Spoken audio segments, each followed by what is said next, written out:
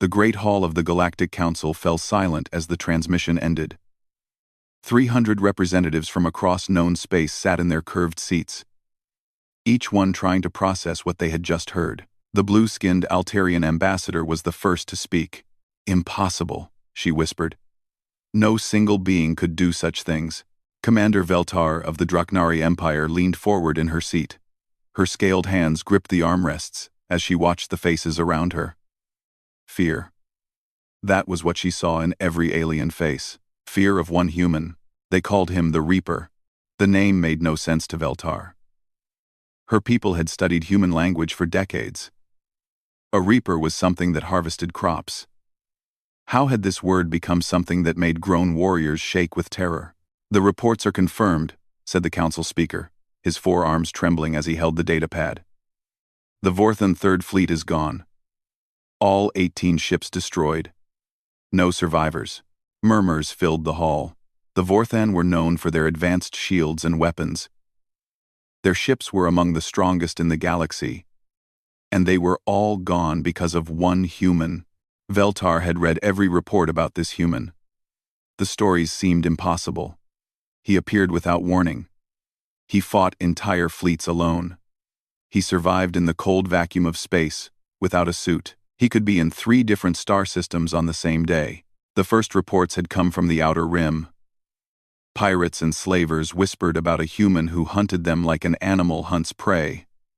Ship captains would disappear in the night. Slave ships would be found drifting empty, their cargo holds torn open from the inside. Then came the Kepler Station incident. The Zephyrian Empire had built a military base on Kepler Station. 10,000 of their best soldiers were stationed there. It was supposed to be unbreakable. But one day, communications went silent. When the rescue fleet arrived, they found the station intact but empty. Every Zephyrian was dead. Security cameras showed only shadows and darkness, and the distant sound of someone humming an old human song. The Zephyrian High Command had declared the human a terrorist. They put a bounty on his head that could buy an entire planet, but bounty hunters who went after him never came back. Those who did return spoke of nightmares that made no sense. "He was everywhere at once," one survivor had said. "We had him surrounded, but he was behind us too. Our weapons did nothing. He moved like smoke and struck like lightning." Veltar did not believe in monsters. Her people were logical and practical. They had conquered dozens of worlds through careful planning and superior technology. Every problem had a solution. Every enemy had a weakness. This human was just another problem to solve. The council speaker raised his arms for silence. "We must decide how to deal with this threat. The human has disrupted trade routes across 7 sectors. Military convoys are afraid to travel alone. Even the Hegemony Corporate Alliance is losing ships." A representative from the insect-like Klaxon hive clicked her mandibles. "Perhaps we should negotiate. Offer him territory in exchange for peace." "You cannot negotiate with a force of nature," hissed the reptilian Saurian ambassador. "We must gather our fleets and crush him before he grows stronger." Veltar stood up. Her 7-foot frame commanded attention as her deep voice filled the hall. "I volunteer to lead a diplomatic mission." The speaker's eyes widened. "Commander, this human has killed thousands of our people. What makes you think he will listen to reason?" "Because," Veltar said slowly, "I believe the reports are exaggerated. My analysis of the data suggests we are dealing with a highly skilled individual, not a supernatural force. Someone who can be understood and defeated." The Altarian ambassador shook her head. "Commander, with respect, you have not seen what we have seen. This human does not follow the normal rules of warfare. He appears where he cannot be. He survives what would kill any other being. He knows things he should not know." Veltar's mind raced through the tactical reports. Yes, the human had achieved impressive victories, but every victory could be explained by superior intelligence gathering, advanced technology, or simple luck. Her people had faced impossible odds before, and won through careful planning. "I have studied every available report," she said. I believe this human can be reasoned with or eliminated. But we need better intelligence. We need to understand how he operates." The council speaker considered her words. The Draknari were known for their military expertise. If anyone could solve this puzzle, it would be them. "Very well," he said finally.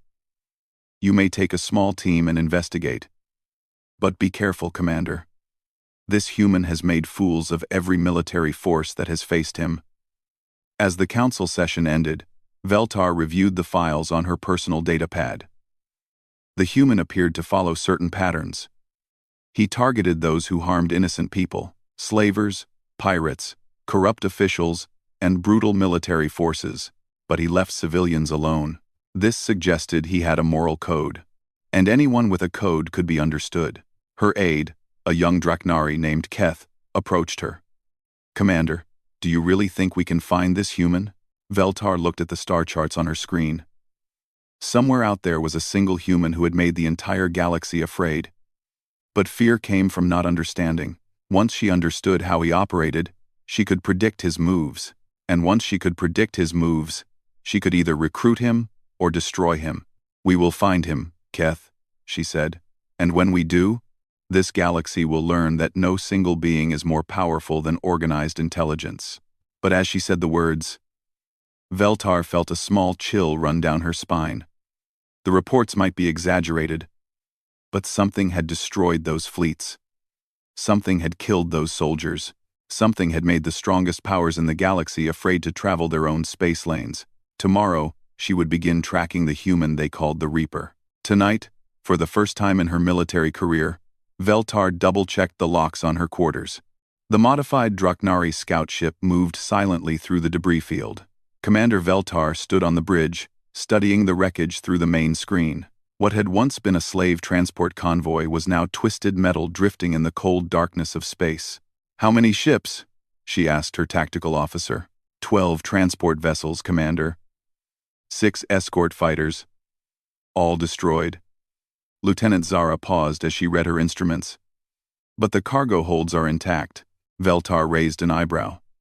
"In normal space combat, cargo holds were the first targets. You destroyed what the enemy valued most. But these holds had been carefully preserved while everything else was torn apart. Take us closer to the lead transport," she ordered. As their ship moved among the debris, Veltar could see the precision of the destruction. The engine sections were completely destroyed. The bridge modules were crushed, but the sections containing living quarters and cargo were untouched.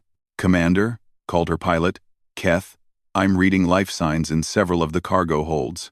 "Survivors?" "Yes, ma'am. Dozens of them." Veltar felt her first moment of doubt. The reports said the Reaper killed everything in his path. But here were survivors in a battlefield he had created. They docked with the largest transport. The airlock hissed open to reveal a group of frightened aliens. They were all different species. Some she recognized. Others she had never seen. But they all shared the same look of confusion and hope. A small blue-skinned child ran to the first Draknari soldier through the airlock. Instead of fear, the child showed excitement. "Are you here to take us home?" the child asked in broken galactic standard. Veltar knelt down to the child's level. "Where is your home?" "They took us from Keller Prime," an adult voice answered. Veltar looked up to see an elderly woman with strange markings on her face. "We were sold to work in the mining colonies." But then the lights went out, and the cage doors opened. "Who opened them?" The woman shrugged. "We never saw anyone. But we heard singing. A human song. Very sad, but also beautiful. When we came out, all the guards were gone, and the ship was dead." Veltar's team spent 3 hours interviewing the survivors. The story was always the same. The ship's systems had failed without warning. The guards had vanished. The prisoners had been freed but left with enough food and air to survive until rescue came. No one had seen the human called the Reaper. Over the next 2 weeks, Veltar's team followed a trail of similar incidents across 4 star systems. Each site told the same story of precise destruction and careful protection of innocent lives. At the Korvan station, they found a pirate base that had been completely gutted. The pirates' personal quarters were destroyed, their weapons stores were melted slag, and their command center was a crater. But the prisoners they had held were alive and well in the lower levels, with enough supplies to last for months. "How did someone get past their defenses?" asked Zara as they studied the base's remains. The security chief, a Corvan named Grix, shook his head. "Impossible. We had motion sensors, heat scanners, and armed patrols every hour. But watch this." He showed them a security recording from the night of the attack. The timestamp showed a normal patrol walking down a corridor. Then, the lights went out. When they came back on, the patrol was gone, and blast marks covered the walls. "The rest of the recordings are the same," Grix explained. "Everything normal. Then darkness. Then our people are gone, and the base is falling apart." At the Hegemony Research Facility on Thorn's World, they found evidence of something even stranger. The facility had been studying captured aliens for medical experiments. When Veltar's team arrived, they found the test subjects alive and healthy in the cafeteria, eating fresh food and playing games. Dr. Hess, the facility's former director, sat in the corner with empty eyes. "He knew," the doctor whispered when Veltar questioned him. "He knew everything we had done. He read our files, watched our recordings, saw what we did to those people. Where is he now? Gone, like smoke, but he left us a message." Dr. Hess led them to his office. On the wall, written in elegant script, were the words, "This ends now. Find better work." Below the message was a datapad containing job applications for humanitarian organizations across the galaxy. Every single researcher in the facility had received the same message and the same opportunities. "Most of them left, Doctor," Hess said quietly. "They took the jobs he offered. I think he was giving us a chance to be better people. Jobs. I think he was giving us a chance to be better people." With each site they visited, Veltar's team became more nervous. This was not the mindless killer from the reports. This was someone who fought with a purpose, who protected the innocent and offered mercy to those who could change. "Commander," Keth said during their evening meal, "perhaps we should report back to the Council. This human may not be the threat we thought." Veltar studied the star charts on her personal screen. The trail was leading them toward the outer rim, to a sector where corporate mining operations were common. "No, Lieutenant, we follow this to its end. I want to understand what we are dealing with. But the crew is getting scared, Commander. Sergeant Voss says his men think we are hunting a ghost." "Ghosts do not destroy starships, Keth. Someone very real is doing this. Someone with resources, intelligence, and a clear moral code." Veltar highlighted several points on the star chart. "Look at the pattern. He always targets those who harm innocent people. He always leaves escape routes for civilians. He never kills unless he has to. Then why does everyone fear him?" Veltar considered this. The reports from witnesses were full of impossible claims. A man who appeared and disappeared like shadow. Someone who knew things he could not know. A fighter who could be in multiple places at once. But impossible things had logical explanations. Advanced technology could create illusions. Good intelligence networks could provide impossible knowledge. Coordinated teams could create the appearance of one person being everywhere. Her communication officer interrupted her thoughts. "Commander, we are receiving a distress signal from the Talos 7 mining colony." Veltar brought up the transmission. A frightened human face appeared on the screen, with explosions visible behind him. "This is Colony Administrator Wells. We are under attack by hegemony forces. They have demanded our surrender. If anyone receives this message, please send help. We have 50,000 civilians here, including children. We cannot hold out much longer." The transmission cut to static. Veltar stared at the screen as her tactical officer ran calculations.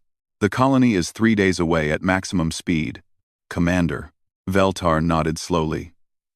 If the pattern held, the human called the Reaper would go to Talos 7. And when he did, she would finally get her answers. "Set course for Talos 7, she ordered. "Maximum speed."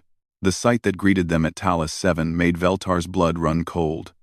24 hegemony warships surrounded the small mining colony like predators circling wounded prey. Each ship was larger than anything in her small scout fleet. Their combined firepower could reduce the colony to dust in minutes. "By the ancestors," whispered Keth from his position at the sensor station. "Commander, this is the hegemony's 4th fleet, Admiral Kithran's personal command." Veltar knew that name. Kithran was famous for his brutal efficiency. He had crushed 3 rebellions in the Outer Rim by targeting civilian populations until the rebels surrendered. He never left survivors who might cause trouble later. "Why would they bring their entire 4th fleet to attack a mining colony?" asked Lieutenant Zara. The answer came within minutes. Their communications officer picked up a transmission being broadcast on all frequencies. Admiral Kithran's scarred face appeared on their main screen. "This message is for the human terrorist known as the Reaper." The Admiral's rough voice filled their bridge. "We know you are coming to this pathetic little colony. You cannot resist helping these insects, can you?" Kithran's image was replaced by footage from the colony's surface. 50,000 civilians were being herded into large detention areas by hegemony soldiers. Veltar could see families holding each other, children crying, elderly people struggling to keep up. "You have 24 hours to surrender yourself to us," Kithran continued. "If you do not, we will begin executing 1,000 civilians every hour until you appear. These people will die because of your selfishness." The transmission ended, leaving Veltar's bridge in heavy silence. "It is a perfect trap," Zara said quietly. "No one could break through that blockade. Even if this human is as dangerous as the stories claim, he is only one person." Veltar studied the tactical display. The hegemony ships were positioned in perfect formation. They covered every approach to the colony. Their overlapping fields of fire would destroy any attacking force before it could get close. Meanwhile, ground forces controlled the entire planet's surface. "Commander," Keth said, "should we contact the Council? Inform them of the situation?" "Not yet." Veltar continued studying the display. "This Admiral is gambling everything on one assumption: that the human will come. You think he will not?" Veltar considered this. Every report suggested the human had a code of behavior. He protected innocent people. He fought against those who harmed the weak. But he was also supposedly intelligent. No intelligent person would walk into this obvious trap. "If he comes, he dies," she said finally. "If he does not come, 50,000 people die. Either way, the galaxy loses something important." Her tactical officer looked confused. "Commander, you sound like you want this human to succeed. Did she?" Veltar was not sure. The more she learned about this Reaper, the less he seemed like a monster. He fought against slavery, corruption, and cruelty. These were things her own people claimed to oppose, yet they did nothing about them. "I want to understand what we are dealing with," she said carefully. "Position us at the edge of the system, far enough to avoid attention, close enough to observe." "Yes, Commander." The next 18 hours passed slowly. Veltar monitored communications between the hegemony ships and watched their patrol patterns. Everything was professional and efficient. Admiral Kithran was taking no chances. On the colony surface, the executions had not yet begun. But the civilians were growing desperate. Some tried to escape the detention areas, only to be shot down by hegemony soldiers. Others begged their captors for mercy. 6 hours remaining, Zara reported. Veltar felt a strange tension in her chest. Where was the human? Had he decided that 50,000 lives were not worth his own? Or was he planning something impossible? "Commander," Keth's voice was sharp with alarm. "I am detecting multiple system failures across the hegemony fleet." "What kind of failures?" "Everything. Communication arrays going dark, navigation systems showing false readings, weapon targeting computers giving error messages." Keth's voice grew more amazed as he read his instruments. The flagship's main reactor just went offline. Veltar watched as chaos spread through the perfect formation. Ships that had been in constant communication suddenly could not talk to each other. Vessels that should have been maintaining exact positions began drifting out of formation as their engines failed. "How is this possible?" Zara asked. "Someone is in their computer systems," Veltar realized.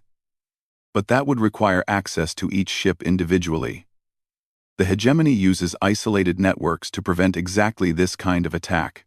Commander, 3 supply convoys heading for the fleet have just disappeared from sensors, and the hegemony garrison on the moon base has stopped responding to calls." Veltar felt her heart rate increase. The attack was happening everywhere at once. But she saw no enemy ships, no missiles, no obvious source of the sabotage. "Pull up the external cameras," she ordered. "I want to see what is happening out there." The main screen showed the hegemony formation from a distance. Ships drifted helplessly as their systems failed one by one. Emergency lights flickered across their hulls. Some vessels were attempting to restart their engines, sending sparks of light into the darkness, but there was still no sign of any attacking force. "Commander," the communications officer called out, "Admiral Keith Ran is broadcasting again." The admiral's face appeared on screen, but now he looked angry and confused instead of confident. "Unknown attacker, show yourself," he demanded. "Stop hiding like a coward and face me directly." There was no response. The system failures continued spreading through his fleet. Keithron's face grew red with rage. "Very well. If you will not show yourself, I will begin the executions immediately. 1,000 civilians will die every 10 minutes until you appear." The transmission ended. Veltar watched her tactical display as hegemony ground forces began moving toward the detention areas. "He is going to do it," Keth said quietly. "He is going to start killing them." End quote. Veltar felt something cold settle in her stomach. The trap was perfect in its cruelty. Even if someone was sabotaging the fleet, the civilians were still helpless on the planet's surface. Then her sensor officer gasped. "Commander!" Something just appeared on the colony surface, right in the middle of the main detention area. "What kind of something?" I do not know. The readings make no sense. It appeared out of nowhere, but now it is gone again." Veltar stared at the tactical display. On the planet's surface, the hegemony soldiers had stopped their advance. Their communications were filled with confused voices, asking for orders and reporting impossible sightings. As she watched, more impossible things began to happen. Guard posts went silent. Transport vehicles exploded without warning. Entire squads of soldiers simply disappeared. And through it all, no one could see who was doing it. What happened next defied every rule of warfare that Veltar had ever learned. The hegemony Fourth Fleet, one of the most powerful military forces in the galaxy, began to destroy itself from within. Ship after ship reported critical failures that made no sense. Weapons systems turned on their own vessels. Navigation computers sent ships drifting into each other. Life support systems failed on command decks while leaving crew quarters untouched. "Commander," Keth reported, his voice filled with disbelief. "The hegemony flagship just fired its main cannons at 2 of its own escort ships. Accident? No, ma'am. The targeting was too precise, and now the flagship's weapons are completely offline." Veltar watched the chaos unfold on her tactical display. This was not random system failure. Someone was controlling the hegemony fleet like a puppet master pulling strings, but there was still no sign of any attacking force. Her communications officer intercepted desperate transmissions between hegemony ships. "Bridge to engineering. Why are our weapons targeting our own ships? Engineering to bridge. We have no control. Someone else is operating our systems. All stations, this is Admiral Kithran. Switch to manual override on all systems." "Sir, manual override is not responding. The computers will not accept our commands." Veltar felt a chill run down her spine. Someone had complete control over an entire fleet of warships. The level of technical skill required was beyond anything she had ever seen. But the attack was not limited to space. On the colony surface, impossible things continued to happen. Hegemony ground forces reported that their vehicles would not start, their weapons would not fire, and their communication equipment was broadcasting children's songs instead of tactical information. "Commander," Zara called out. The hegemony supply depot on the far side of the system just exploded. All their backup ammunition and fuel is gone. That depot was 3 light hours away from here, Keth added. How could someone attack there and here at the same time? The answer came to Veltar like a lightning strike. This was not one person doing impossible things. This was a network of people doing possible things at the same time. The human called the Reaper was not alone. Her sensor officer suddenly looked up from his instruments. Commander, I am detecting multiple small ships approaching the colony from different directions. They were not there a moment ago. Hidden ships? They must have been using advanced stealth technology. 15 vessels, all different designs. Some look like modified cargo haulers, others like old military scouts. On her main screen, Veltar watched as these mysterious ships approached the confused hegemony fleet. The warships tried to respond, but their weapons would not function. Their targeting systems showed nothing but error messages. The small ships moved with perfect coordination, as if they shared a single mind. They focused on the hegemony vessels that still had working engines, disabling them with precise shots to key systems. No ship was destroyed completely, but all were left helpless. Admiral Kythran's voice filled the communication channels, raw with panic and rage. This is impossible. Show yourselves. Fight me with honor. The response came not as a voice transmission, but as a text message that appeared on every hegemony screen. Honor is protecting innocent people. You have forgotten this. Kythran's flagship tried to break away from the battle, but its engines failed as soon as it began to move. The Admiral's desperate voice came over the radio. All ground forces, execute the civilians immediately. Kill them all. But when the execution squads reached the detention areas, they found them empty. 50,000 people had vanished without a trace, leaving behind only opened gates and a message painted on the walls in large, cheerful letters. Gone to safety. Thanks for the vacation. The guests. Veltar realized she was witnessing something that had never happened before in galactic history. A single individual had organized a resistance network so effective that it could coordinate attacks across multiple star systems simultaneously. The human had not just defeated the hegemony forces, he had made them look foolish. Commander, her tactical officer reported, all hegemony ships are now completely disabled. But I am detecting one small vessel approaching from the asteroid belt. The ship that appeared was tiny compared to the massive warships around it. It looked like an old cargo hauler that had been modified for long-distance travel. Its hull was covered with scratches and repair patches, and it moved with the careful precision of a pilot who knew his ship perfectly. Single occupant, the sensor officer reported. Human life signs. That is him, Veltar whispered. That is the Reaper. The small ship broadcasted a message on all frequencies. The voice was calm and tired, like someone who had been working for many hours. Admiral Kythran, your fleet is disabled, and your ground forces are neutralized.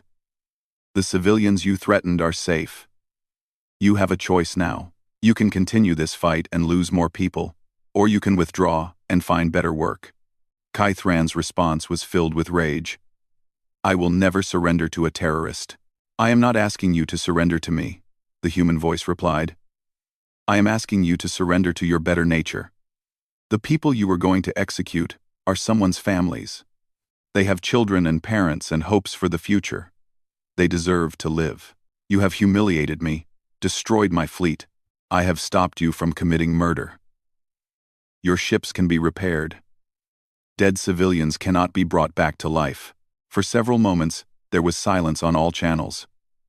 Then Admiral Kythran's voice returned, quieter but still angry. What do you want? Leave this system. Do not return. Find work that helps people instead of harming them. And if I refuse, then tomorrow morning, every news organization in the galaxy will receive detailed records of your illegal activities.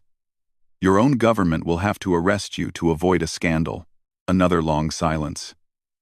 Then Kythran's bitter voice. All ships, prepare for retreat. We are leaving this system. As the crippled hegemony fleet began its slow journey away from Talos 7, the small human ship broadcast another message. To the miners of Talos 7, you are free to return to your homes. Your families are waiting in the shelters on the northern continent. To all ships in this system, thank you for witnessing that ordinary people can defeat those who abuse power when they work together. Veltar stared at her tactical display as the mysterious small ships began disappearing one by one, fading back into the darkness of space. In less than 6 hours, they had defeated one of the most powerful military forces in the galaxy without killing a single person. "Commander," Keth said quietly, "what do we do now?" Veltar continued staring at the screen where the human ship was growing smaller as it headed toward the colony. She had found the Reaper, but instead of the monster from the stories, she had discovered something far more dangerous. A human who could inspire others to be better than they thought possible. "Now," she said finally, "we go meet him." The makeshift medical center in Talos 7's main colony building was nothing like what Veltar expected. Instead of the dark fortress of a galactic terrorist, she found a busy clinic filled with the sounds of recovery and hope. Children played games in the waiting area, while their parents received treatment for injuries from their captivity. Elderly colonists sat together sharing stories and meals. Medical volunteers from a dozen different species worked side by side, treating everyone who needed help. "Excuse me," a small voice said behind Veltar. She turned to see a young Tellarian boy tugging on her armored leg. "Are you here to see the doctor too?" Yes," Veltar said, unsure how to respond. "He is very nice," the boy said seriously. "But he makes you drink terrible medicine if you have a cough." "I told him. The medicine tastes like engine fuel." And he laughed. The boy ran back to his mother, leaving Veltar standing in the doorway feeling confused. This was not what she had prepared for. Where were the guards? The weapons? The signs of a military operation? "You must be Commander Veltar," a voice said from behind her. She turned to see a human approaching. He was average height, with brown hair that needed cutting and kind eyes behind simple glasses. He wore medical scrubs that were stained with various colors of alien blood, and he carried a datapad covered with patient notes. "You are," Veltar began. "Marcus Chen," the human said with a tired smile. "Most people call me Doc. You are here about the Reaper, I assume?" Veltar stared at him. This could not be right. Where was the terrifying warrior? The supernatural killer? This human looked like he had not slept in days, and his main concern seemed to be whether his patients were comfortable. "You are the one they call the Reaper?" she asked. Marcus looked embarrassed. "I really wish people would stop using that name. I am a doctor, not a harvester of death. But the reports, the destroyed fleets, the impossible victories." Marcus gestured for her to follow him to a quiet corner of the clinic. "Commander, may I ask what your people are afraid of?" "You. The things you have done. The way you appear and disappear. The way you defeat entire armies alone." Marcus sat down heavily in a chair and rubbed his eyes. "I think there has been a misunderstanding. I have never defeated an army alone. I am just one person." But the Kepler station incident. 10,000 Zephyrian soldiers were killed by their own security system after I uploaded a virus to their computers. I was never on that station. I was 3 systems away treating refugees from their slave raids. Veltar felt the world shift around her. The Vorthan fleet, convinced to destroy each other after I provided evidence of their illegal weapons trafficking to their own government. The Vorthan Senate ordered their own ships to stand down, but the fleet captains refused.